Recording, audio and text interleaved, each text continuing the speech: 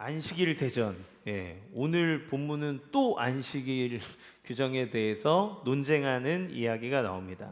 사실 이 본문을 보고 건너뛰어야 되겠다 이렇게 생각을 했어요. 왜냐하면 13장에서 거의 비슷한 내용, 거의 병명만 다르고 그냥 말씀의 구도나 모든 게 다 똑같이 나오는 게 13장에 나오거든요. 그래서 사실 14장 딱 할 때 요 다음 사건부터 다뤄야 되겠다 생각을 했어요.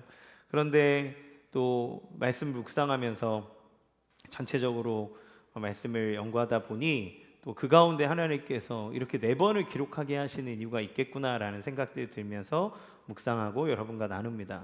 사실 이 안식일에 관한 논쟁은 이번이 4번째예요. 한두 번이 아니라. 그러니까 저희가 누가복음 쭉 지금 1장부터 오니까 제가 이 안식일 설교만 4번 한 겁니다. 여기 보면 마치 예수님이 리그전 치르는 것처럼 회당장, 서기관, 바리새인, 율법교사 막 이런 사람들이랑 계속 안식일에 대한 논쟁을 반복적으로 하고 계시는 걸 보게 돼요. 1차전 언제 생기냐면 6장 1절에서 5절에 나옵니다. 그때 제자들이 배가 고프니까 안식일인데 미리삭을 이렇게 탁 까불어서 이렇게 먹으니까 바리새인들이 와서 안식일에 왜 타작을 하냐면서 시비를 겁니다. 이랬다는 거죠. 또 2차전이 언제 벌어지냐면 바로 그 다음에 또 다른 안식일 6장 6절에서 11절에 나오는 사건인데 서기관들과 바리새인들 앞에서 손이 이제 말라서 비틀어진 사람을 예수님이 치유해 주세요. 그러니까 왜 안식일에 의료 행위를 하냐 이러면서 예수님과 시비가 붙죠. 3차전은 13장 10절에서 17절에 나옵니다. 무려 18년 동안 귀신 들려 앓으면서 꼬부라진 여인, 온몸이 다 꼬부라져 버린 이 여인을 치유한 것으로 인해서 회당장과 논쟁을 벌이게 되죠. 이 논쟁들은 다 어떻게 마무리됩니까? 어느 누구도 예수님이 던지는 질문과 말에 답하지 못하는 것으로 마무리돼요. 특별히 예수님은 당신이 안식일의 주인이다 라고 선언하시면서 손 마른 사람과 꼬부라진 여인의 병을 치유하십니다. 그러니까 예수님 자신이 내 말씀이 진리라는 것과 예수님 당신이 안식일의 주인이라고 하는 것을 이 병을 치유하는 기적을 통해서 몸소 보여주신 거죠. 그렇게 확인시켜 주셨음에도 불구하고 오늘 또 이 본문을 마주해야 된다는 것은 참 답답함을 느끼게 합니다. 이런 현상이 나타나는 것은 진리의 가르침이 선포되고 기적이 일어나도 사람들의 마음이 열려있지 않다면 사람들의 마음이 하나님 앞에 열리지 않는 것은 그 마음이 갖고 있는 완악함 때문이다라는 걸 알 수 있어요. 따라서 안식일을 둘러싼 이 반복되는 논쟁은 하나님을 믿는다고 말하는 종교인임에도 불구하고 그럼에도 불구하고 그들의 마음이 얼마나 딱딱한지 하나님의 말씀조차 자기의 삶에 영향을 주지 못한다는 걸 보여줍니다. 그리고 그런 종교인들이 갖고 있는 삶이 어떤 양태로 흘러가는가를 나타내 주는데 당연히 하나님을 사랑하는 사람이라면 사랑과 은혜와 자비가 그들의 삶을 통해 흘러가야 되는 것이 마땅함에도 불구하고 이 사람들이 하는 모든 일들은 시기하고 질투하고 모함하고 판단하는 것으로 난무해져 있다는 것을 발견하게 돼요. 오늘 이 4번째로 벌어지는 안식일 논쟁을 통해서 우리에게 전해주시는 하나님 아버지의 마음은 어떤 것일까요? 그것을 위해 먼저 바리새인들처럼 굳은 마음이 우리에게 어떤 부정적인 영향을 끼쳤는지에 대해서 알아보면 좋겠습니다. 첫 번째, 엿보는 자세는 인격을 마주할 수 없다는 거예요. 1절 같이 읽겠습니다. 시작. 안식일에 예수께서 한 바리새인 지도자의 집에 떡 잡수시러 들어가시니 그들이 엿보고 있더라. 당시 고대 유대인들은 안식일 오전에 예배를 드리고 나면 안식일 식사를 합니다. 그때는 가족들과 식사를 하기도 하고 사람을 초대해서 식사를 하는 전통들이 있어요. 그러면 우리가 생각할 때 이거 식사 준비 일하지 않냐 이렇게 생각하지만 안식일 전에 싹 다 준비해 놓습니다. 먹을 거 다 준비해 놓고 해요. 그러면 이 예수님은 아마도 바리새인 지도자의 초대를 받아서 그 가정으로 가셨다는 걸 알 수 있죠. 그럼 왜 바리새인 지도자는 예수님을 초대했을까? 이쯤 되면 예수님을 향한 바리새인들의 마음은 완전히 적대적이라는 걸 우리는 알 수 있어요. 사사건건 의견이 부딪혔고 바리새인들이 하는 것들에 대해서 예수님이 좋게 말하신 적이 없기 때문에 그렇습니다. 그럼에도 불구하고 초대했다는 것은 좋은 의도가 아닐 수 있다는 걸 유추해 볼 수 있겠죠. 사실 예수님을 초대한 것은, 바리새인들이 초대한 게 이번이 세 번째입니다. 그러니까 이런 일들이 그냥 갑자기 일어난 게 아니라 계속 반복되었다는 걸 보게 돼요. 그때마다 그렇게 좋은 분위기가 아니었어요. 첫 번째는 언제였냐면 누가복음 8장 36절에서 50절 말씀에 나오는 이야기입니다. 예수님이 바리새인의 집에 초대받아서 식사를 나눌 때 한 여인이 예수님에게로 다가옵니다. 향유를 가져와서 예수님 뒤에서 발 곁에 이렇게 서서 웁니다. 그러면서 예수님 발을 자기의 눈물로 적시고 자기의 머리털을 가지고 예수님의 발을 이렇게 닦은 다음에 자기가 가져온 향유를 예수님의 발에 붓는 일이 생기죠. 그때 이 여자가 아마도 그 지역의 유명한 죄인, 그러니까 사람들이 더럽다 여기는 사람이었어요. 그러니까 사람마다 다 수근수근대면서 생각하기를 저 사람이 참 선지자라면 자기 발을 만지고 있는 여자가 얼마나 더러운 죄인인지를 알았을 텐데 저 더러운 죄인이 자기의 발을 만지도록 내버려 둔다 하면서 막 판단하는 모습을 보입니다. 두 번째는 11장에 음식을 먹을 때 장로 유전에 따라 종교적 정결례에 의해서 손을 씻어야 되는 일이 있는데 예수님이 손을 씻지 않고 드시는 거예요. 그것 때문에 논쟁이 붙습니다. 그때 예수님 뭐라 하시냐면 너희들은 겉으로는 깨끗한 척하지만 속은 더럽다 라고 하면서 위선적인 그들의 모습을 질책하는, 책망하는 모습이 나오죠. 그러니까 이 두 초대에서도 볼 수 있었던 것처럼 모두 다 예수님을 향해서 선의로, 예수님을 존중하는, 예수님을 통해서 자기의 마음과 태도를 바꾸기 위한 자세를 가지고 예수님을 초대한 게 아니라 예수님 어떻게 하는지 보려고, 저 사람이 말하는 거에 꼬투리를 잡아보려고, 예수님과 시비를 붙어보려고 그렇게 시험하는 모습이 보여진다는 것을 알 수 있어요. 안식일 논쟁, 예수님을 집에 초대하는 것, 이 종교 지도자들이 예수님을 향해서 했던 마음들은 선의, 호의가 아니라 예수님을 시험에 빠뜨리게 하는 모습이라는 거죠. 그리고 오늘 이 세 번째 초대예요.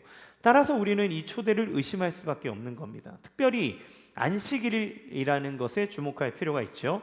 왜냐하면 바로 앞장의 13장에서 회당장과 이 꼬부라진 여인을 고쳐주신 일 때문에 대판 설전을 벌였잖아요.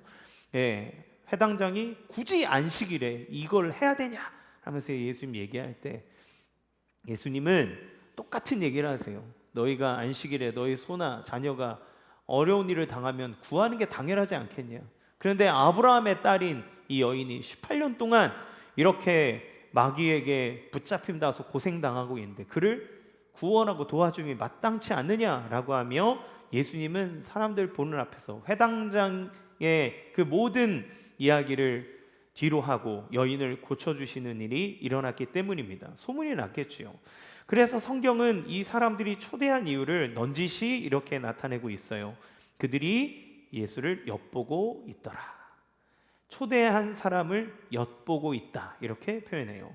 엿본다는 것은 무슨 의미입니까?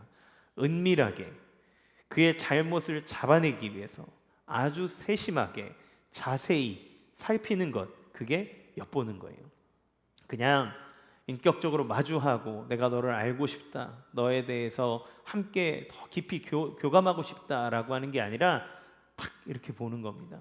너 오늘 하나 걸리기만 해봐. 오늘 하나 잡히면 너는 이제 그만 안 두는 거야.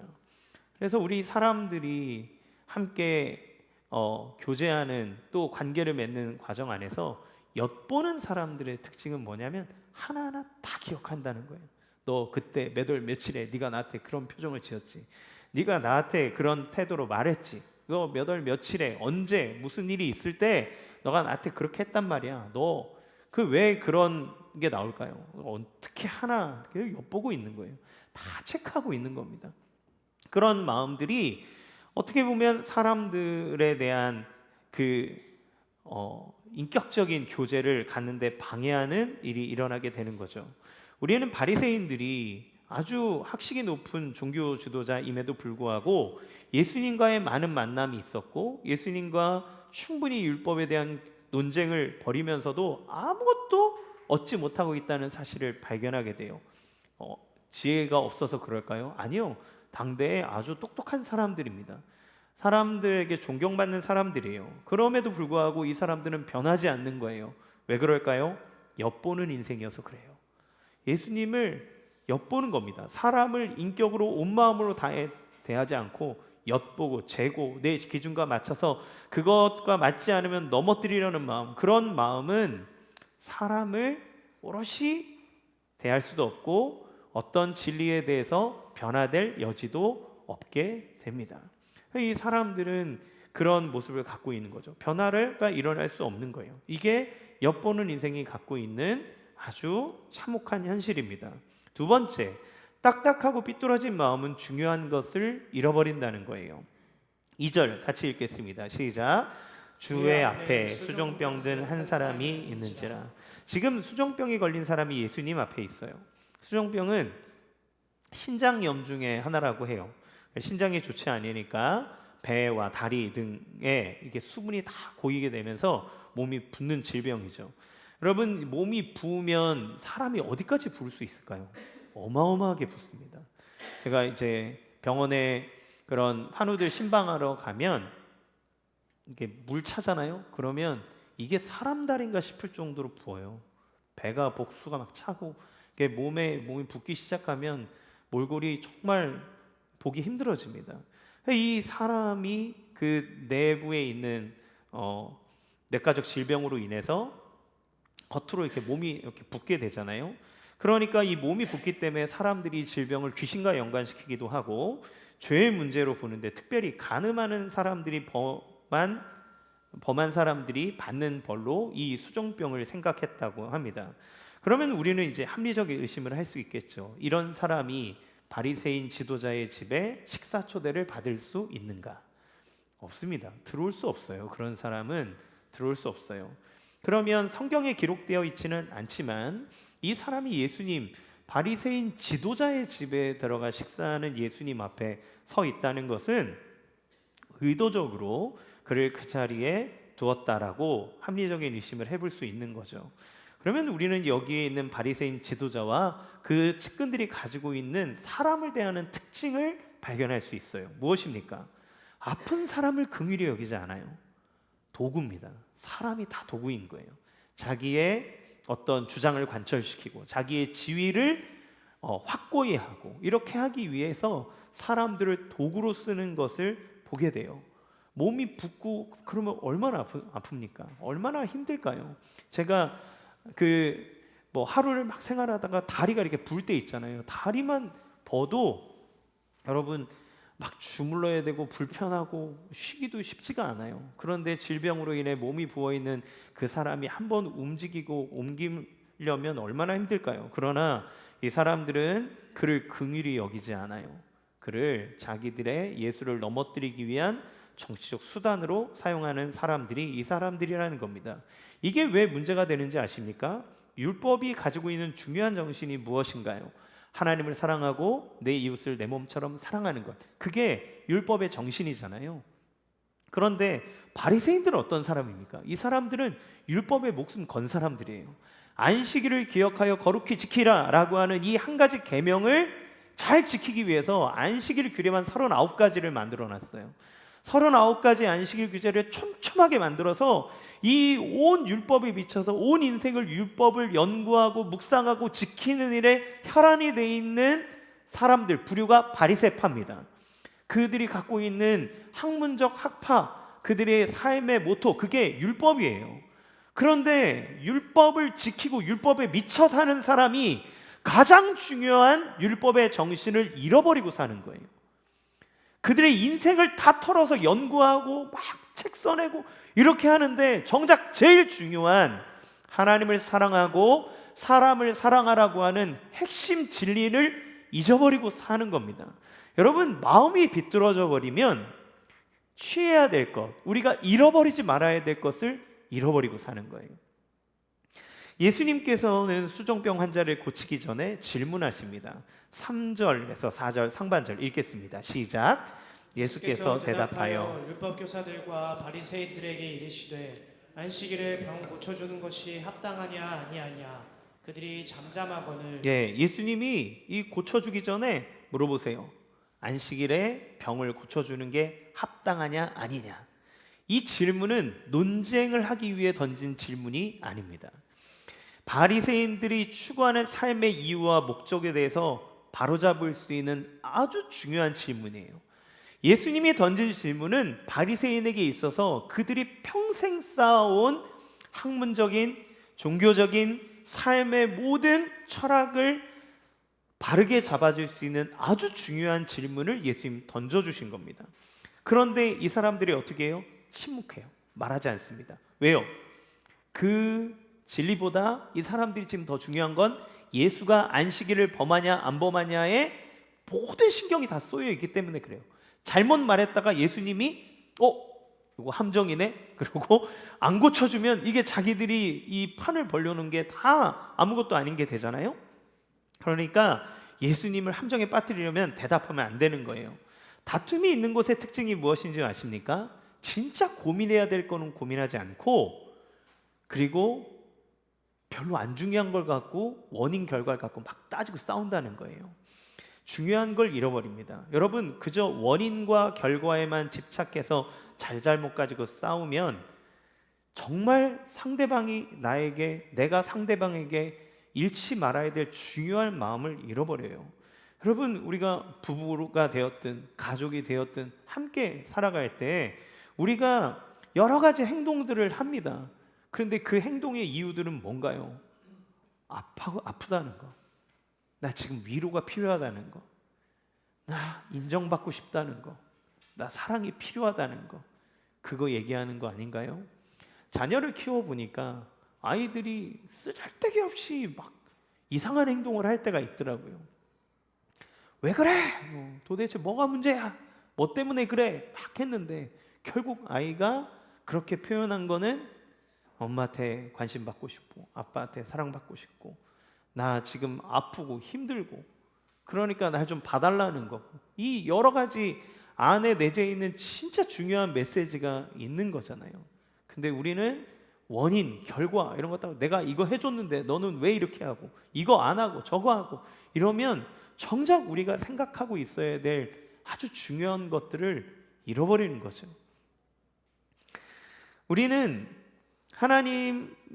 우리도 하나님의 말씀 앞에 설 때 하나님이 우리에게 가치 있는 것을 주시기 위해서 우리의 생각을 깨고 우리를 진리로 인도하는 인생의 질문을 던지실 때가 있습니다. 믿음 생활을 열심히 하면서도 나는 어떤 마음을 갖고 살아가고 있는가? 나는 어떤 동기를 가지고 이 신앙생활을 하고 있는가? 우리의 인생에 예수님은 진지하게 질문을 던지시는 거예요. 별것 아닌 것 같은 질문이 우리의 인생을 깨어버리는 질문이 될 수 있다는 것은 아주 중요한 의미를 갖습니다. 무엇이 중요할까요? 우리는 그 질문에 대답할 마음을 가지고 있어야 된다는 거예요. 언제 대답할 수 있습니까? 그 질문이 나에게 올 때 그 질문에 대해서 곰곰이 인생을 생각하고 관계를 생각하고 내 마음을 돌이켜보고자 하는 열린 마음들이 필요한 거예요. 그때 우리는 대답할 수 있어요. 그런데 내가 어느 부분에 집착하고 있잖아요. 그러면 그 질문에 답할 여력이 생기지 않습니다. 그 질문에 생각하지 않고 답을 하지 않으면 우리는 인생을 방황하게 되고 가장 소중한 것을 잃어버리게 된다는 것을 여러분 기억하셔야 돼요. 우리는 그 하나님께서 말씀을 통해서 우리에게 던지는 질문을 올바르게 듣고 그 질문 앞에 서 있기를 힘써야 합니다. 이 시대의 가장 최고의 석학이라고 불렸던 고 이어령 교수님은, 그분은 성경을 읽을 것을 늘 강조하셨던 분이에요. 최고의 인문학 책은 성경이다. 지성인이라면 성경 한 번쯤은 읽어봐야 된다고 얘기하셨어요. 아마 그가 갖고 있는 인문학적 소양과 그런 지식들로 인해서 저보다 성경 더 많이 아실 거예요. 그런 의미들 파악하는 건 훨씬 뛰어나실 겁니다. 그러나 그가에 있어서 인격으로 마주해 오시는 예수님을 받아들이지 않았다는 문제가 있었어요. 성경을 알고 성경을 마주했지만 그의 인생에 던져오는 질문에 대해서 그분은 학문적인 대답만 할 뿐 예수님의 그 질문에 답하지 못했던 거죠. 오늘리교회 담임하셨던 고 하영조 목사님, 또 암으로 세상을 떠난 이어령 교수의 딸 고 이민아 목사를 비롯한 수많은 이들이 이 이어령 교수를 전도하기 위해서 기도하고 전도하고 했어요. 하나님께서 그에게 진지하게 인생의 질문을 던지며 그에게 다가가셨지만 외면했습니다. 그런데 딸이 암으로 투병하는 과정, 그의 인생의 수많은 일들, 역경, 어려움들을 겪으면서 하나님이 던지신 질문들을 그가 생각하게 되고 하나님 말씀 앞에 질문에 대답하기 시작할 때 그분이 예수를 영접합니다. 어느 무신론자의 기도라는 시에서 그분이 이렇게 얘기해요. 좀 더 가까이 가도 되겠습니까?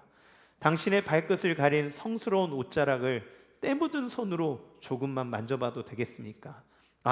그리고 그것으로 저 무지한 사람들의 가슴 속을 풍금처럼 울리게 하는 아름다운 시 한 줄을 쓸 수 있도록 허락해 주시겠습니까?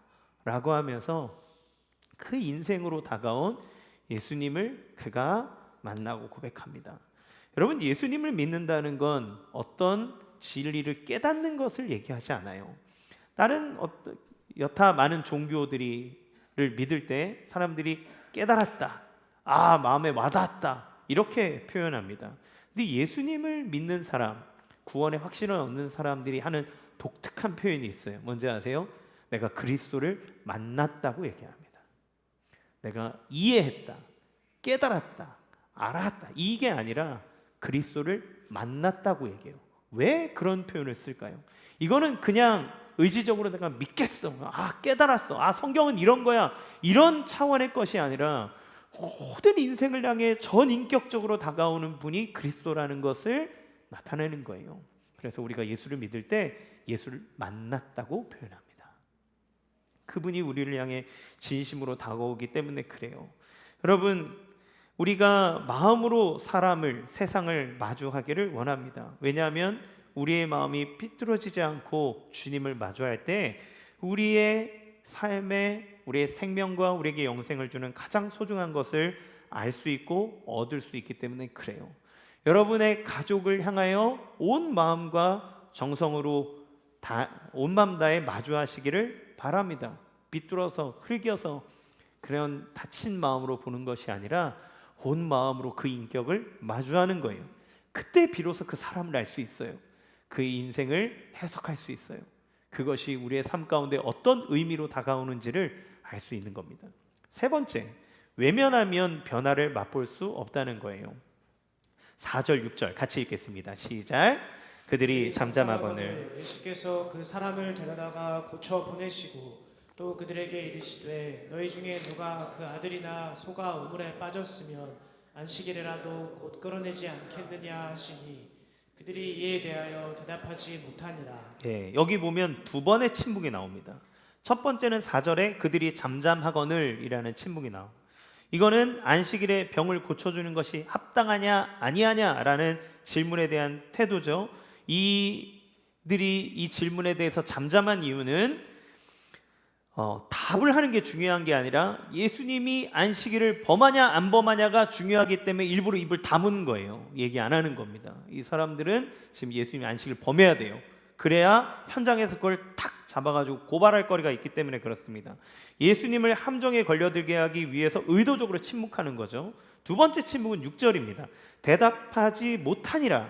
이거는 안식일에 아들이나 소가 우물에 빠졌으면 끌어내는 일을 하는 게 마땅하지 않냐, 너네 그렇게 안 하겠느냐라고 하는 율법의 의미를 해석해서 얘기하는 말씀에 대한 침묵입니다. 이거는 대답할 말이 없었기 때문에 그래요. 진짜 그렇거든요. 율법에도 그런 특별한 상황에는 구해야 된다, 그거를 취해야 된다라고 그들이 말하는 해석에도 그렇게 말하기 때문에 그래요. 그러니까 이거는 외면하는 거죠. 말하지 않는 겁니다. 두 가지 질문에 대답했다면 어땠을까? 그들이 그 질문을 진지하게 받아들이고 그것을 대답하기로 마음에 결단했다면 어쩌면 그들의 마음과 생각에는 변화가 일어나기 시작했을 수 있습니다. 그러나 이 사람들은 외면을 선택한 거예요. 답하지 않기로, 생각하지 않기로, 아 몰라 몰라 몰라, 아 그거 힘들어, 하지 않을 테야 라고 외면해버린 거예요. 답하지 않는 겁니다. 예수님이 말씀하신 것이 맞아, 맞겠지. 그래도 아니야, 손해볼 거야. 내가 원하는 건 지금 이 권력이야. 내가 원하는 건 이기는 거야. 내가 원하는 건 여기에서 이걸 얻는 거야 라고 하는 자기만의 굳은 어떤 결정들이 진리에 대해서 침묵하게 하고 온 인격을 다해 다가오는 하나님을 거부하는 거예요. 외면하는 겁니다. 여러분, 우리가 서로의 마음을 나누고 교제할 때 외면하면 아무 일도 일어날 수가 없어요. 자, 그러면 우리가 이 자리에서 일어날 일들을 한번 잘 전체적으로 살펴봅시다. 정말 큰 그림으로 보면 수종병이라고 하는 당시의 의학으로는 고치기 힘든 병든 자가 예수님을 통해 나음을 받는 기적이 일어났어요. 근데 이 기적이 아주 그냥 간단하게 이렇게 치료해주고 보냈다 이렇게 됩니다. 기적이잖아요. 그런데 이거는 아주 별일 아닌 것처럼 쓱 지나가요. 그런데 하나님이신 예수님께서 안식일의 정신, 율법의 정신을 통해서 하나님이 우리를 얼만큼 사랑하는지를 얘기해 주셨고, 그 마음을 친히 알려주신 사건이잖아요. 병도 나음을 얻었고 진리에 대해서 알려주셨으니까. 그런데 은혜를 누린 것은 수종병 든 사람 딱 한 명밖에 없습니다. 나머지는 이 안에 일어난 일로 인해서 어떤 것도 내 마음을 바꾸지 않으리라는 굳은 결심을 가지고 예수님을 엿보고 있는 중이기 때문에 그래요. 여기서 우리가 볼 수 있는 사실은 무엇입니까? 일어난 사실, 경험이 우리를 바꾸는 게 아니라는 거예요. 마음이 열려야 됩니다. 마음이 바뀌지 않으면 아무리 사실을 100트럭 갖다 줘도 바뀌지 않아요. 그것이 맞다고 얘기해줘도 바뀌지 않아요. 흘겨보는, 엿보는 눈, 비뚤어진 마음은 어떠한 진리가 그 해결 방식이 우리에게 온다 하여도 우리의 삶을 바꾸지 못하도록 막는다는 겁니다. 딱딱하게 굳어져 버리면 내 앞에 죽은 사람이 살아나는 기적이 있어도 믿지 않아요. 이게 죄가 갖고 있는 무서움이라는 겁니다. 이것이 우리의 관계를, 하나님과의 나와의 관계를 파괴할 뿐만 아니라 나와 함께할, 사랑해야 될 수많은 사람들의 관계를 파괴하고 도구화해요. 자, 그러면 이제 우리의 삶을 한번 돌아봅시다. 엿보는 삶, 외면하는 삶을 사는 이유는 무엇일까? 왜 바리새인과 같은 사고를 하고 행동하게 되는 걸까요? 사실 바리새인들을 욕하지만 바리새인들의 모습은 우리의 모습과 아주 흡사합니다. 우리 이들은 종교적인 열심으로 가득한 사람들이에요. 그런데 왜 이렇게 굳어져 버려서 변화의 기회를, 성장의 기회를 놓치고 있는 걸까요? 바리새인들은 자기를 괜찮은 사람으로 여겼기 때문에 그래요. 자기가 볼 때 율법 잘 지키죠? 사람들에도 존경받죠? 내가 뭐 무시당할 이유가 뭐가 있습니까? 난 괜찮은 사람이에요. 자기가 괜찮다고 생각한 순간 마음은 굳어져 버립니다. 우리도 사실 그래요. 우리 마음속에 우리 자신을 향한 과대평가가 다 있습니다. 그 말은 상대방을 낮춰본다는 의미예요. 우리가 상대방을 어떻게 보는지 한번 잘 생각해 보세요. 여러분 배우자를 어떻게 봅니까? 우리 자녀들을 어떻게 봅니까? 회사에 직장 동료, 상사, 후배, 어떻게 봅니까? 우리는 다 엿봐요. 다 판단하고 있습니다. 그 말은 무슨 얘기인지 아세요? 난 너보단 나라는 비교 우위의 그런 자세를 사실 대부분의 사람들이 갖고 있다는 것을 의미합니다. 그럴 자격이 있다고 생각해요. 난 넌 판단할 자격이 있어. 난 너에게 지적할 자격이 있어라고 스스로를 그렇게 높여놓는 거죠. 로랑 베그라는 사람이 쓴 도덕적인 인간은 왜 나쁜 사회를 만드는가라는 책이 있어요. 이 책에 보면 흥미로운 조사에 대해서 몇 가지 사례가 나옵니다. 미국에서 실시한 조사에 따르면 대부분의 상인들은 자신이 다른 상인들보다 더 양심적으로 이 사업장을 운영한다고 생각한대요. 또 다른 어떤 조사를 했는데 1000명의 일반인들에게 죽어서 천국 갈 것 같은 유명인들은 누가 있을 것 같냐 이렇게 했는데 마더 테레사가 천국에 갈 거라고 대답한 사람이 79%, 마이클 조던이 천국에 갈 거라고 답한 사람은 65%, 다이애나 왕세자비가 천국 갈 거라고 생각하는 사람은 60%였다고 얘기해요. 그런데 내가 죽으면 천국 갈 거라고 생각하는 사람들은 87%. 그러니까 거의 대부분의 사람은 나 정도면 천국 갈 만하지 않냐 이렇게 생각한다는 거예요.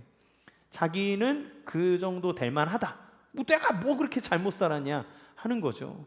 제가 예전에 전도폭발 훈련 받을 때 경주에서 훈련 받고 실습 나가서 그 왕릉 있는 쪽에 관리하는 이제 환경미화분에게 전도를 했는데 그분이 막 이렇게 죄에 대해서 얘기할 때 아유 나 정도만 살아보라 그래 그러면서 막 얘기하다가 우리 마누라가 문제야 아주 그냥 집안에 자기 아내를 막 흉보는데 나 정도만 살면 세상은 아주 깨끗하고 편할 거라고 막 그렇게 얘기를 하더라고요. 그래서 자기 아내는 그렇게 욕해요. 그런 사람은 자기 자신의 도덕적 가치를 은연중에 올려놓으면서 그렇기 때문에 너는 판단받아 마땅하다는 자세를 갖고 있다는 거예요. 즉 많은 사람은 도덕적 영역에서 평균 이상이라고 믿기 때문에 더 나은 대우를 받을 자격이 있고 내가 더 도덕적이라고 하는 자기 착각에 빠져 있다라고 저자는 얘기합니다. 그럼 그런 사람들은 어떻게 행동할까요? 반드시 판단하면서 삽니다. 엿보면서 살아요. 예.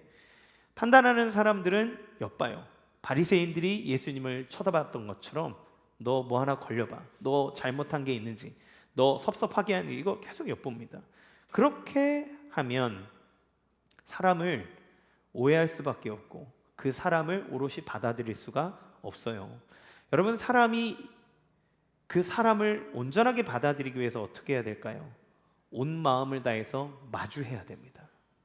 마주봐야 돼요. 그렇지 않으면 그 사람을 알 길이 없어요.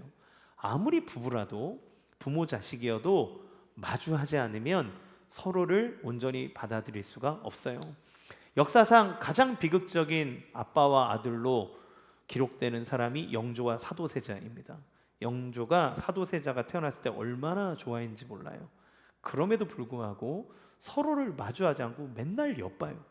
영조도 왕세자는 뭐 하고 있더냐라고 하는 걸로 계속 엿보면서 불같이 화를 내고 사도세자도 아버지에게 받아들여주고 싶은 그 마음들을 온전히 표현할 길이 없어서 미친 그 마음의 병들이 그 자기의 삶에 미친 사람을 죽이고 막 이런 형태로 나타나는 거죠. 결국 아버지와 아들이 그토록 사랑하고 기대했던 사람이 아버지가 아들을 뒤주에 가두고 죽이는 비극적 결말을 맞이하게 됩니다. 혈연이 아니면 어떤 계약적 관계가 우리의 관계를 확정시켜 주는 것이 아니라 내가 상대방을 온 인격과 마음을 다해 마주하고 있는가가 우리의 관계의 깊이를, 사람의 존재를 형성해 준다는 걸 보게 돼요. 서로 알 수가 없습니다. 부부의 연을 이루는 것은 언제 가능합니까? 서로를 온전히 마주할 때.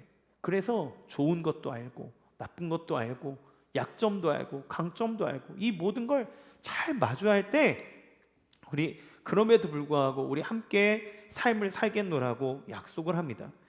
그렇게 마주하지 않으면 나중에 속았다고 말하는 거예요. 속았습니까? 아니요. 속은 게 아니고 마주하지 않았던 거예요.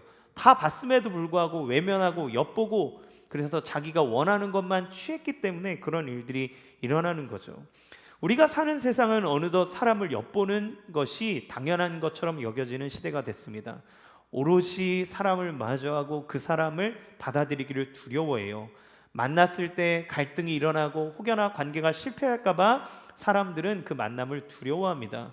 그래서 어떻게 하냐면 요즘처럼 심리검사가 많은 때가 있었을까요? 온갖 심리검사를 다 합니다. 그래서 자기를 드러내요. 나는 이런 사람이에요. 나는 E예요, I예요, F예요, P예요, J예요.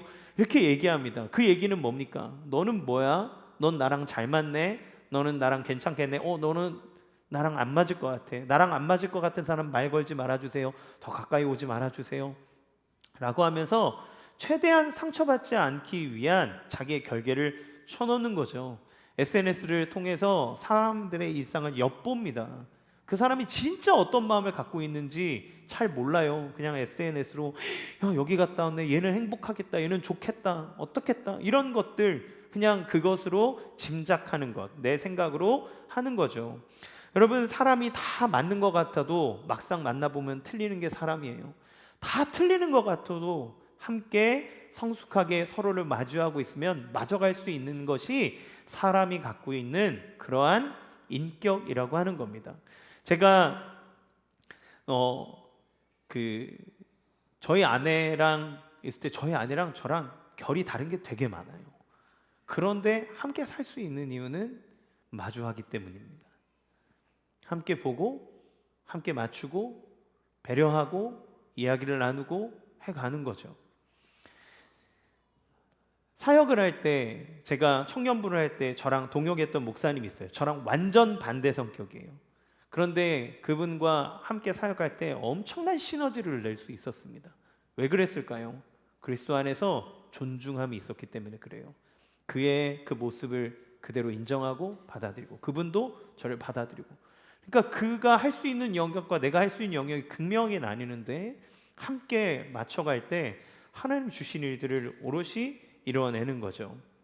우리는 그것이 인격입니다. 우리는 서로를 오롯이 보면서 받아들이고 깎이면서 성장해 나가는 것, 그것이 하나님이 인간이라는 사회 가운데 던져준 아주 중요한 축복이라는 거예요. 내일은 추석이죠. 추석을 향해서 이런 얘기를 합니다. 더도 말고 한가위만 같아라. 가장 어떻게 보면 민족의 명절 중에서 가장 풍성한 때, 사람들이 행복할 때, 그때가 추석이 아닐까 하는 생각이 들어요. 새해는 소망을 말하는 모임이라면 추석은 감사의 마음으로 이렇게 추수했어, 이렇게 풍족해, 야 함께 좀 먹자, 함께 풍성함 좀 누려보자 라고 하는 마음들이 담겨진 게 추석이죠. 그러니까 이 명절은 사실 기쁘고 즐겁고 따뜻하고 뭔가 든든하고 이런 마음으로 갖게 되는 명절 아니겠습니까? 그러니까 온 가족이 함께 모이라고, 다 같이 모여서 이 추수와 수확의 기쁨을 나누자고, 잘 될 거라고, 좋은 일 있을 거라고, 힘내자고, 그렇게 함께 하기 위해서 가족이 모으라고 명절이 있는 것 아닌가요?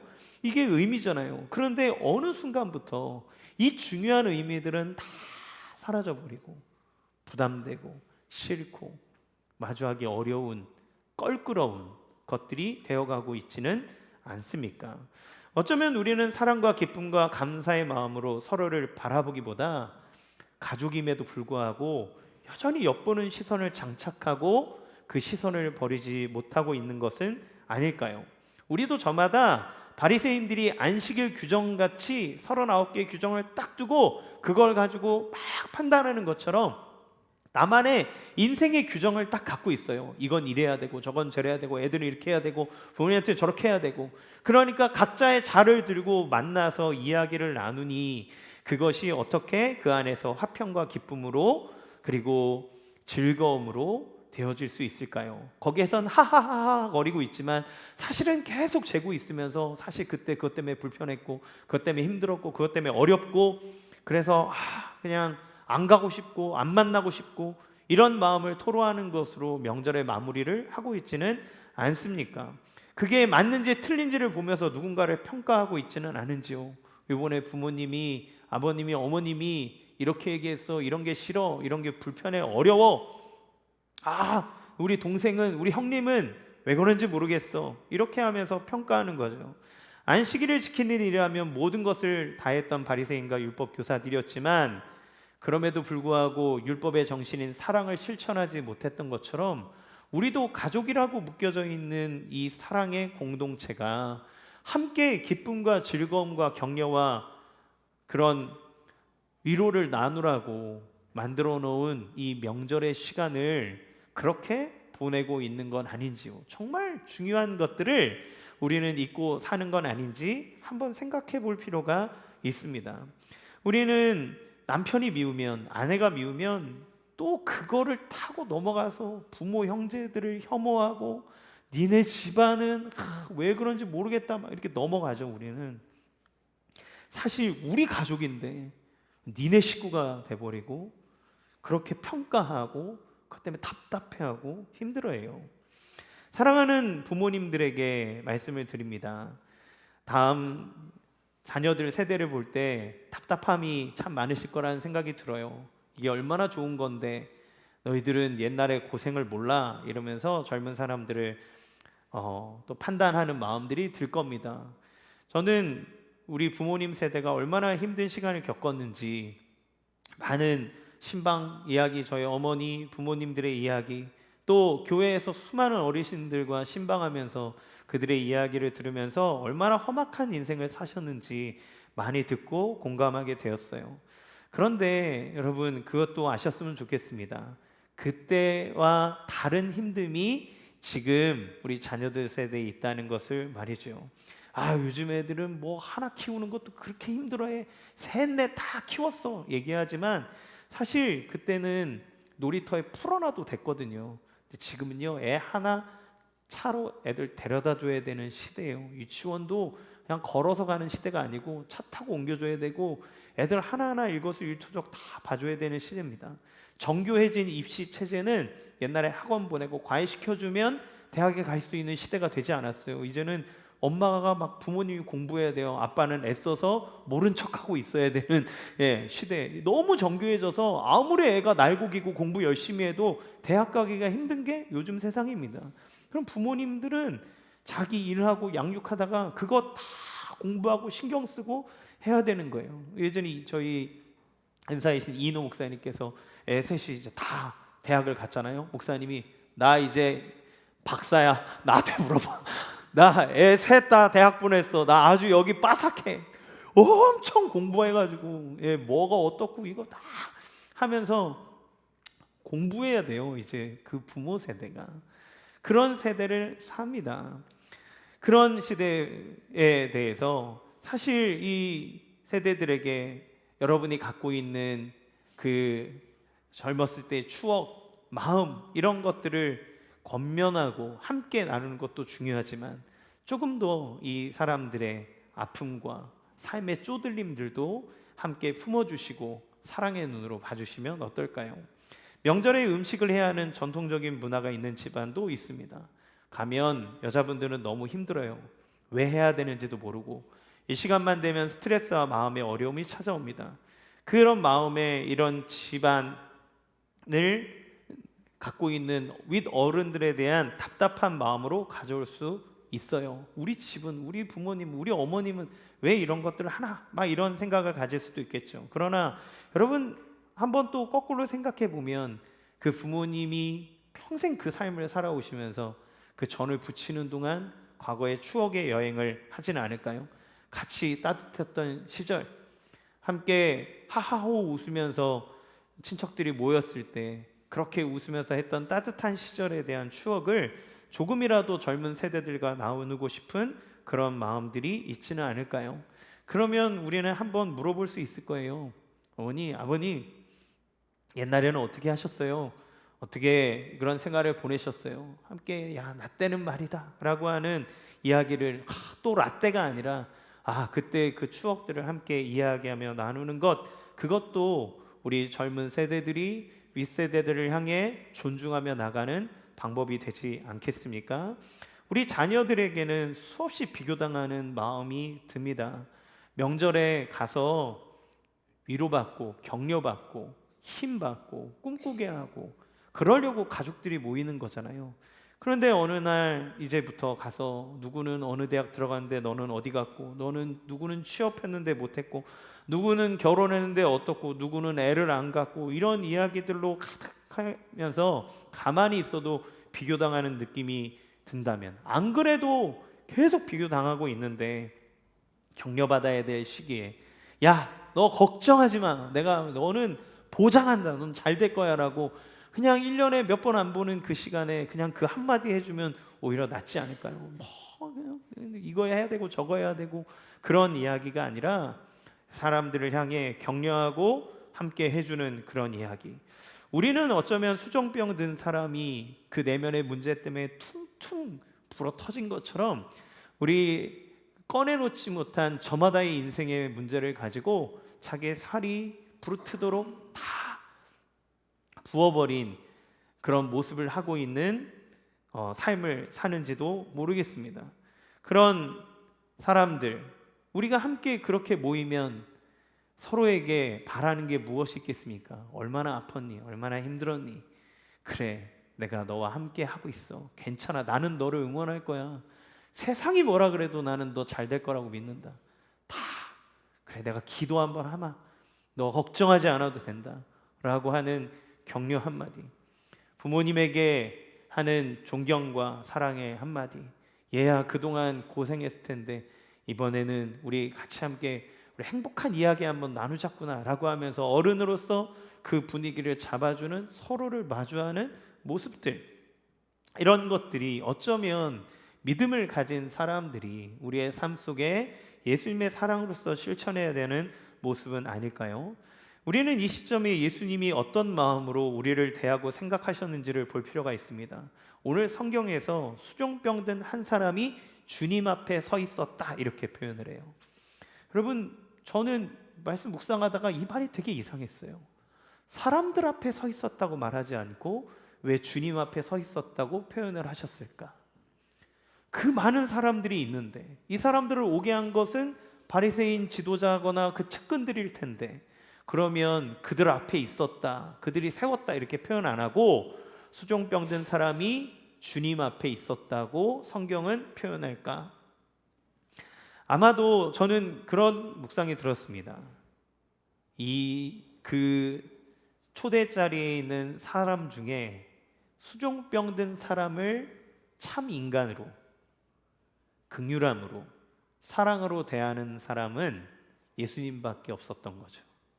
다 엿보고 다 수군거리고 다 판단하고 있는 그때 그 아픈 모습 그대로를 받아주고 그 병든 모습 그대로를 마주하고 죄인된 모습을 그대로 마주하면서 하나님의 사랑으로 그를 인격적으로 대하고 그를 마주하고 있는 이는 예수 그리스도만 있었던 거예요. 그러니까 성경은 그가 주 앞에 섰다 이렇게 표현하는 겁니다. 주님은 우리 앞에 그렇게 서시는 거예요. 주님은 우리를 그렇게 대하시는 거예요. 성경은 예수님이 우리를 향해 이런 마음을 가진다고 표현합니다. 로마서 5장 8절 시작. 우리가 아직 죄인 되었을 때 그리스도께서 우리를 위하여 죽으심으로 하나님께서 우리에 대한 자기의 사랑을 확증하셨느니라. 아무 것도 드러낼 게 없고 율법의 잣대와 판단으로 보면 한없이 판단받아 마땅한 우리가 그렇게 부족할 때에도 예수님은 우리를 진심을 다해 대하셨다. 우리를 구원하기 위해 자기의 생명을 버릴 만큼 진심으로 대하셨다. 그가 너의 구원자이신 예수 그리스도다 라고 얘기하는 거죠. 아무런 방해가 없었을까요? 아니요. 예수님이 그 병자를 고치심으로 통해서 예수님을 고발할 근거를 넘겨준 거예요. 기꺼이 나를 구원하고 살리기 위해서 예수님이 죽음의 자리로 넘어가는 겁니다. 예수님은 엿보지 않으셨어요. 그 사람의 죄인됨, 저주, 부족함, 아픔, 흉측함, 그 모든 것들을 다 끌어안으면서 내가 너를 구원하기 위해 이 땅에 왔고 이 자리에서 설령 내가 죽는다 하여도 나는 너를 구원하겠다. 나는 너를 살리겠다. 그게 예수님이 그 사람을 대하는 방식입니다. 사랑하는 성도 여러분, 우리는 다 예수님에게 그런 대우를 받으며 하나님의 자녀가 되는 거예요. 예수를 믿는 건 우리와 마주하는 주님을 만나는 겁니다. 우리가 갖고 있는 수많은 인생의 상처난 이렇게 패인 인생의 흔적들이 있어요. 여러 가지 내가 판단받고 평가받고 그것을 가리기 위해서 애쓰는 수많은 과정들. 그런데 예수님은 그걸 다 걷어내고 난 오롯이 너를 보기 원하고 나는 사랑으로 너를 대하기 원한다. 내가 죽을지언정 너를 구원하고 싶구나 라고 나를 마주하시는 주님, 그 주님이 나를 마주하시기 때문에 우리는 하나님의 사랑에 반응할 수 있고 예수를 믿어 구원에 이르는 은혜의 길로 들어갈 수 있는 거죠. 그러면 우리는 어떻게 살 수 있습니까? 내가 그 사랑으로 온전히 마주하시는 예수님을 뵈면서 구원을 얻은 것이 우리의 구원이고 천국이라면 우리는 예수님 안에서 나의 배우자를 오롯이 인격적으로 맞이할 수 있습니다.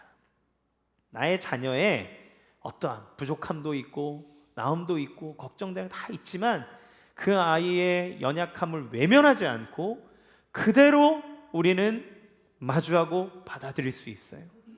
우리의 부모님, 우리의 형제, 우리가 맞들 때 한숨 나고 힘들고 어려운, 외면하고 싶고 침묵하고 싶은 수많은 인생의 문제 가운데서도 우리를 오롯이 마주하고 대하사 자기의 생명을 버려 구원하시는 그리스도가 나의 주인이고 내 안에 함께 하시는 구주라면 우리는 비록 힘들고 어려운 일일 수 있겠지만 그러나 우리의 가족을 마주할 수 있습니다. 그 인격을 오롯이 대하고 함께 기대할 수 있습니다. 소망할 수 있습니다. 그 안에서 복음의 변화가 일어나는 거예요. 예수 믿으세요. 나 이거 안 해. 제사 안 해. 이래서 가정이 변하는 게 아니고요. 그 사람을 그리스도의 사랑으로 오롯이 대하겠노라는 복음의 은혜가 우리 가운데 흘러갈 때 하나님의 역사가 나타나는 거예요. 주님은 그것을 위해 먼저 예수님이 우리의 어떤 분이신지를 알려주시는 겁니다. 사랑하는 성도 여러분, 여러분에게 인격 그 자체로 오신 예수님을 마주하시기 바랍니다. 그 예수님이 주시는 사랑이 우리 가운데 임하면 놀라운 은혜가 넘쳐나요. 힘이 생겨요. 넉넉함이 생겨요. 은혜가 넘칩니다. 그 예수님이 주신 사랑으로 내 가족을, 친척들을, 함께할 사람들을 마주하시기를 바랍니다. 이번 연휴가 여러분 그런 풍성한 은혜의 시간이 되기를 원합니다. 여러분 가정 안에 하나님 주시는 화목과 기쁨, 한가위라는 이름처럼 풍성한 은혜가 그리스도의 사랑 안에서 넘쳐나기를 주님의 이름으로 간절히 축원합니다.